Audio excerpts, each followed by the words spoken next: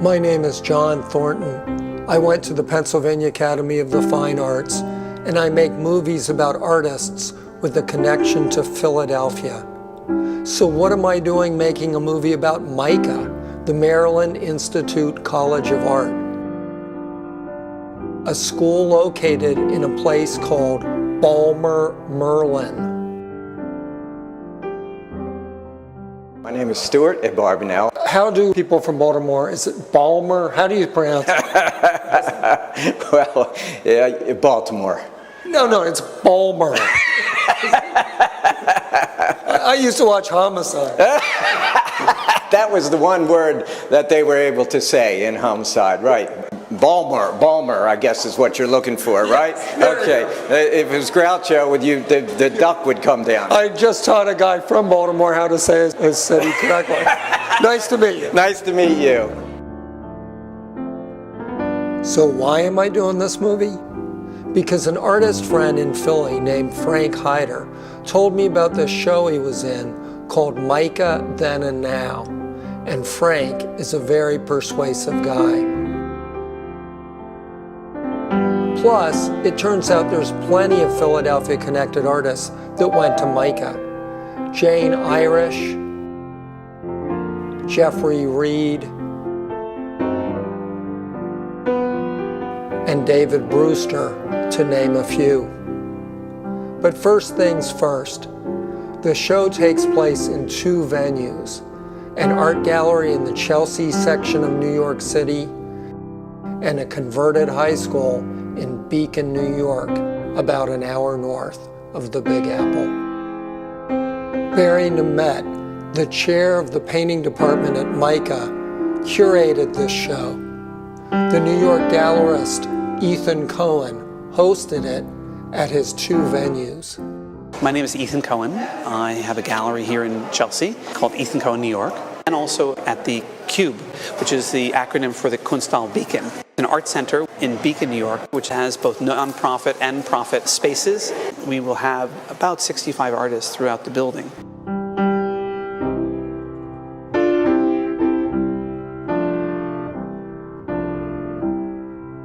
Here in New York, we have over 20 artists who have a very diverse artistic practice. It's quite exciting.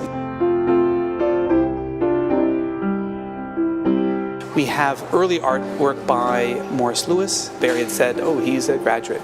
And that was how the idea was born into trying to highlight some of the really significant artists who have actually passed through. Here we thought it would be a great way to showcase some of the talent. And that was the reason why we created MICA Then and Now.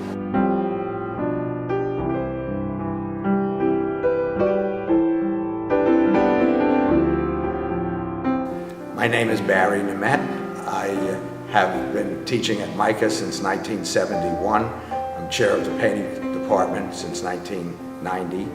MICA Then and Now refers to alumni from the undergraduate department dating back to the 1800s up until 2013. Wait, excuse me, what was that? I'll tell you in a minute. I did not include anybody who graduated less than 10 years ago. I asked each former student to provide a work of art from the past, sometime around the point at which they graduated, as well as another work much more recent. And I thought that was very interesting, the consistencies and the discrepancies. Sometimes the thread was there, and you could still see those passions and those particular ways of seeing the world happening today. Other times it's a huge change from then to now. I was very influenced by Morandi as a painter, still life, beautiful light. Then I shifted back to sculpture and combined the two. And it looks very orderly, but in fact, like most people, a very schizophrenic life. I used trademark characters from the 30s and 40s, and I redrew them and then made them three-dimensional. I was thinking about this hyper-happiness that we seem to be fed in the culture. I love both your old stuff and your new stuff, and I would have to give you the award for most changed artist over time. Oh, thank you, thank you. Most change. That's interesting because I really don't like change in the world. Well, now that Stuart Abarbanel has brought up the idea of change in the world, why don't you look at some terrific art while I give you an abbreviated history of MICA.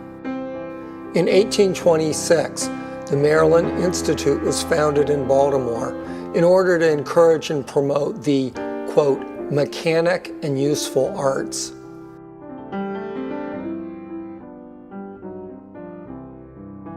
It cost $3 a year to attend and apparently was going gangbusters until it burned down in 1835. After a 12-year break, it got going again. Abe Lincoln gave an important speech there in 1864. It became co-ed in 1870. In 1879, it redefined itself with schools of art and design, its mission becoming, quote, laying a permanent foundation for a genuine school of high art in Baltimore. In 1895, its Alumni Association was formed. Plus, its Reinhardt School of Sculpture became the first graduate art program in the country. Things went swimmingly in the 20th century, and in 1959, it took on something close to its current name, Maryland Institute, College of Art. In the 60s, Bud Leakey, its Moses-like president, led MICA from the past into the future. Its Hofburger School of Painting formed in 1965. In 1978, Fred Lazarus becomes president, and he starts all sorts of innovative programs.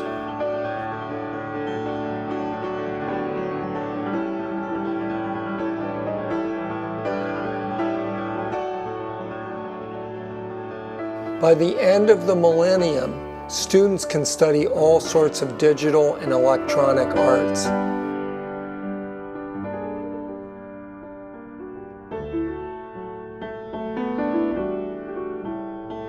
And in the year 2000, in a very bold move, the Maryland Institute, College of Art, jettisons for all time the comma. By 2008, MICA's MFA programs are ranked along with RISD, Yale, and the Art Institute of Chicago as the best art schools in the country.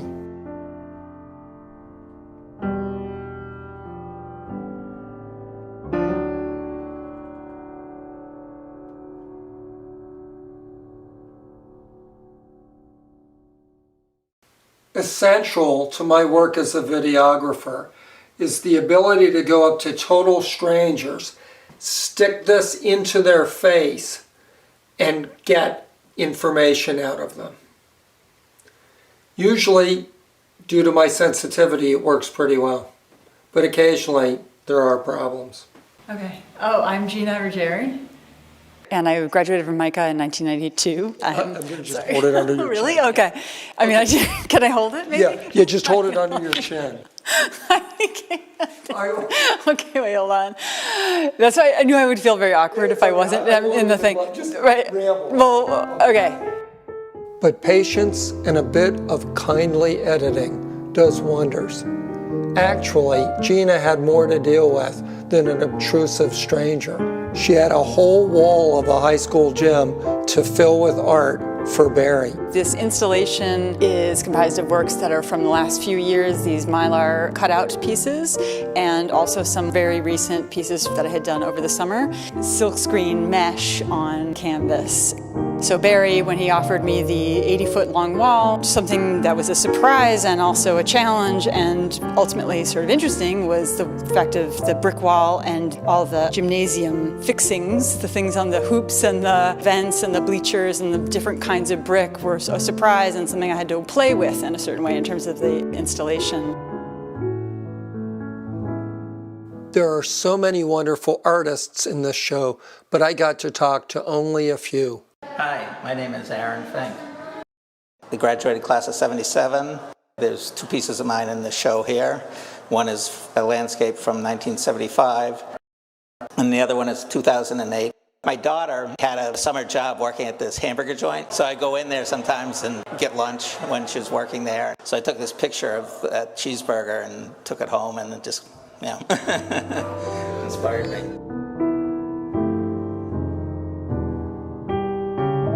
David Humphrey is a well-known artist who lives and shows in New York. I'm happy to also be showing here a couple of my sculptures, which I never had a chance to study at MICA, but I went to MICA believing that this was the place for sculpture. Somehow, along the way, I was seduced by painting.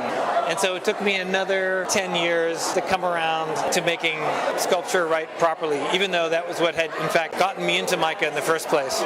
I feel like I'm a dating service for found ceramics. I found at a flea market this squirrel planter and then these strange dachshund objects, and I joined them together according to the dynamic principles of modern art. Hopefully they will live happily ever after. So it's very much about a love of nature. Love of nature, MICA style. Yes. What's your name? Jason Peters. I'm an installation artist, do a lot with light-based work, which is what's at view up at the Kunsthalle in Beacon. The glass house that's up on the roof. So I installed a piece in there, which is very intriguing during the daytime, but at night really starts to become more alive because it relies on the darkness and the negative space that is created by that. Then the other added benefit was that the glass started reflecting, so there's a nice refracting quality within the work. MICA has great teachers. By pushing me, I just started figuring out, but that's not good enough, or I know you have more in you, which is what a lot of the teachers do. It's more about just trying to get it out of you, whatever it is, and not so much defining it.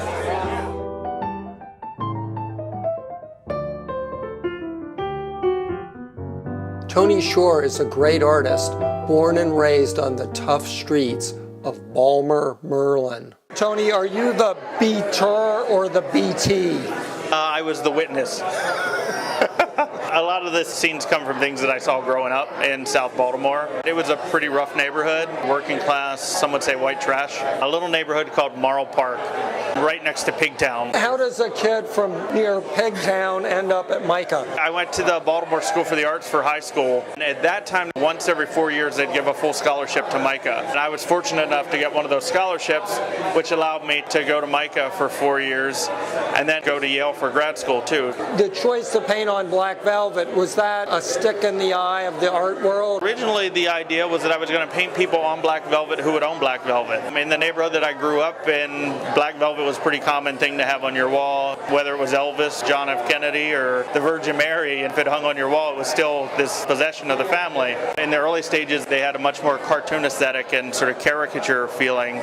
But I had this growing respect for both the people that I was painting and also the material I was working with. So in the end, I liked the idea that I was going to take these people and paint them with the same dignity that Velázquez would paint a king. And I would take this lowbrow material and treat it like it was fine linen.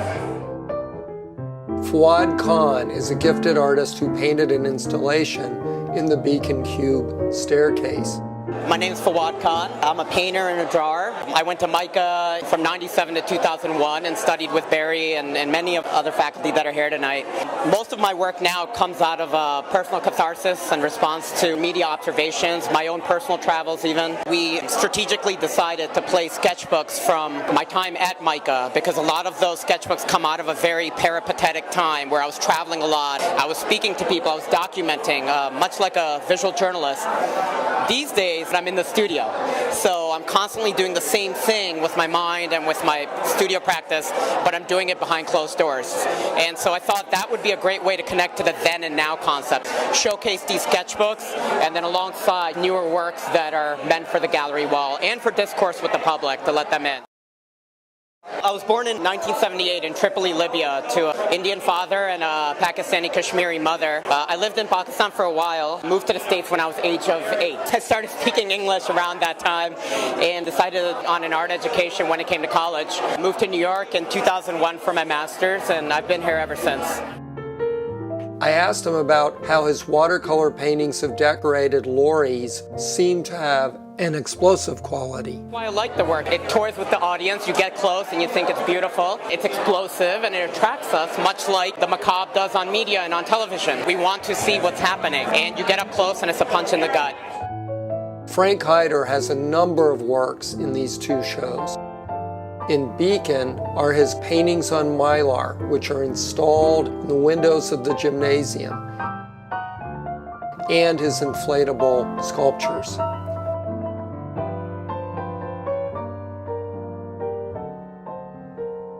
In Chelsea, he created a new work with a keen moral presence.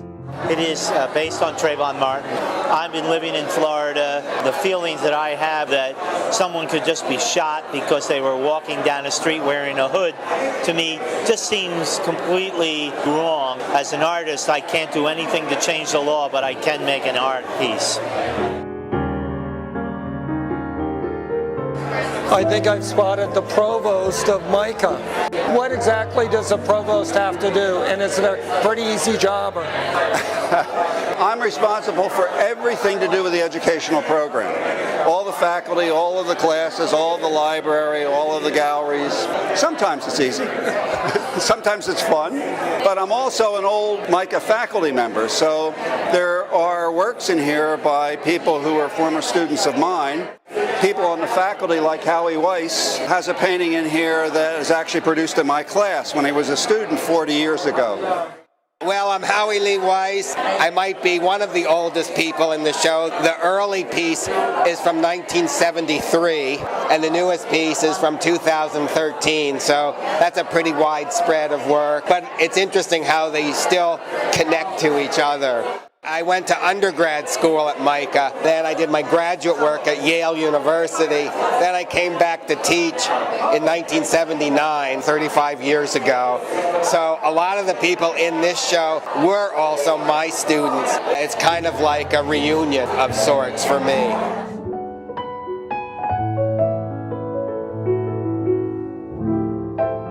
Gerard and I work together. This is sort of what I've been doing recently in the last, 3 years. And it's kind of an amazing experience to work on a painting with another painter. Don't you get in each other's way? Don't you fight? Don't you have arguments about what you can do? And the answer is, of course. But we managed to understand each other and let each other get away with a lot of things that, maybe other people wouldn't let each other get away with. So we're kind of like brothers connected through just, passion to paint. Was it fun going to the Maryland Institute College of Art? It was totally fun. The atmosphere of creativity, you can't beat that. I was in undergraduate school at the Fallsway building, must have been 12 or 15 of us, in open studios. And Donald Batchelor was one of my studio mates. And one time I remember he came over and said something about the piece that's actually going to be hanging at Beacon, said that I should move away from painting Jasper Johns paintings. It's funny that I remember that, and now I can't even remember where I put my keys. I work at the Metropolitan Museum of Art. I'm the stage manager for concerts and lectures. My experience at MICA and my experience at looking at all of the art around the museum and what I've taken in over the years has helped me with my artwork tremendously.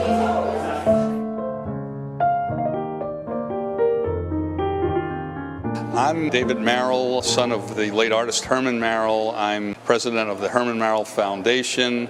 My father's major focus, I believe, was eliminating unnecessary detail, which at times makes the work deceptively simple, but it's actually extremely profound, I think. My father was a studio painter. He would travel and keep things in his mind, and he might make a rough note or two on the back of an envelope with an Indy ink pen, but he came back and recreated things in his own format. He always said, you can't wait for inspiration. Inspiration comes while you're working. He was very serious when he painted, but he was happy. I'm paraphrasing one of his comments. He says, painting is a struggle, but it's a very enjoyable struggle. The realist painter Peter Greaves has one particularly striking full-length portrait. His model shared some interesting scuttlebutt with me. Hi, I'm Carly Silverman. Peter took pictures for the painting, but he had a process where he came over and searched through my closet and found a number of little nightgown dresses. This is kind of funny situation, but I went over to his place and posed in a lot of different dresses. He took tons of photographs, but I think he likes to work alone and from the photographs. So after that, I hadn't seen the painting till it was hanging in Forum Gallery. It was crazy because I was like, oh, that's me. That I was lucky over many years, over 43 years, to have students like Soo-Jin Lee. Hi, my name is Soo-Jin Lee. I graduated from MICA in 2001, and I have a book that I made in my senior year here, and it's an artist book. I use newsprint for the pages, and I use rubber stamp, and I stamped each letter one by one. I turned that piece into a video.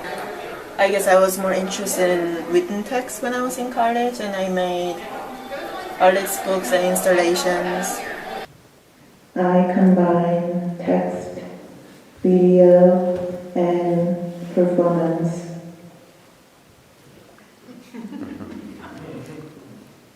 To discuss the complexity of performing language through different cultural and linguistic systems. I am interested in the elements that spoken words hold.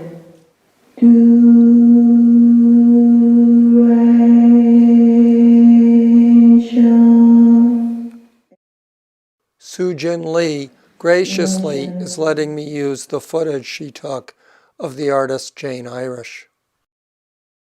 Hi, I'm Jane Irish, and I'm an artist who went to Maryland Institute, graduated in 1977, and it's such an honor to be part of this show. These architecture paintings, which I show in this Then and Now exhibit, I think that's the thread, to connect the social history with a beauty of painting that I learned at MICA. I'm showing large paintings and ceramics in the gym.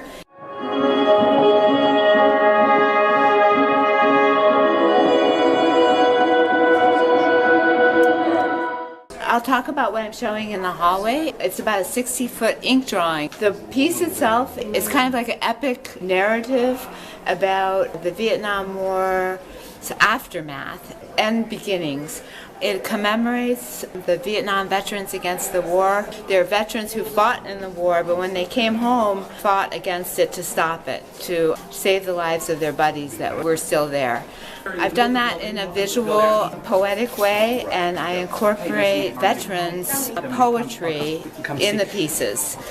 I'm just trying to find a new narrative way to tell a story of history, kind of invent a new form of history painting. MICA clearly has some very high-profile graduates. The sculpture Balloon Dog by Jeff Koons just sold for $58.4 million, which set a new record for a living American artist. And yet, I tend to agree with Barry Nemet on this subject. And there are many terrific artists who don't necessarily make a big reputation. Doesn't diminish their talent, because I don't equate how good someone is with the size of their reputation. Confusing the value of art with the price of art is a big mistake. Art is what makes us human, and the many talented artists that have been trained at MICA give us something to nourish our minds, hearts, and souls.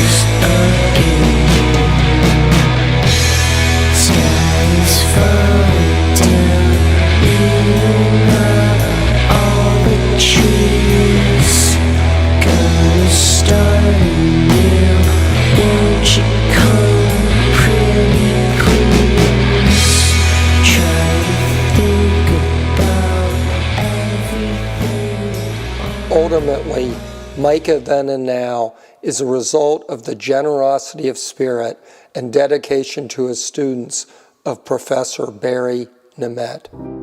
Not all the artists in the show were my students, but it certainly gave me a feeling of excitement to see work in 2013 from someone who I had as a student in 1971 when I began teaching. It's a thrilling experience for anybody who loves art to see the development. You never could really anticipate it. And the feelings clearly go both ways.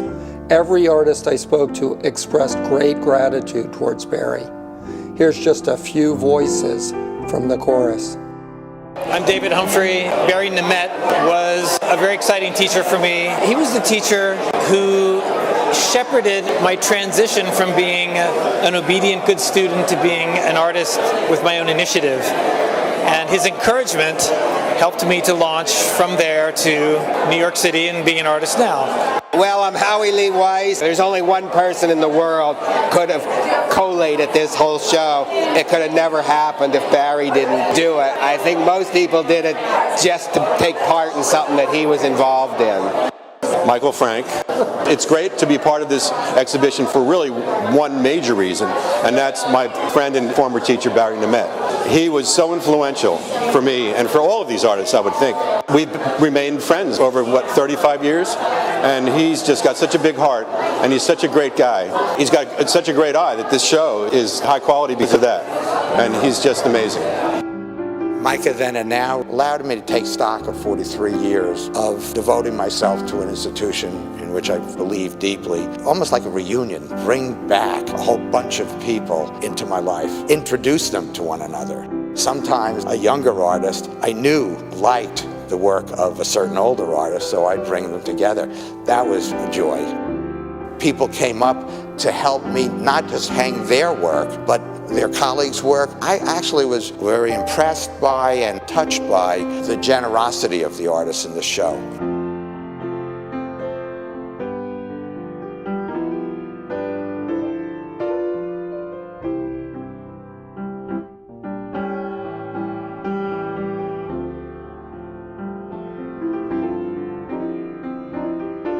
You are an incredibly nice guy, so I'm going to ask you, are any of the artists in this show, do you remember them as being royal pains in the ass when they were students? You don't have to name names, but yes or no?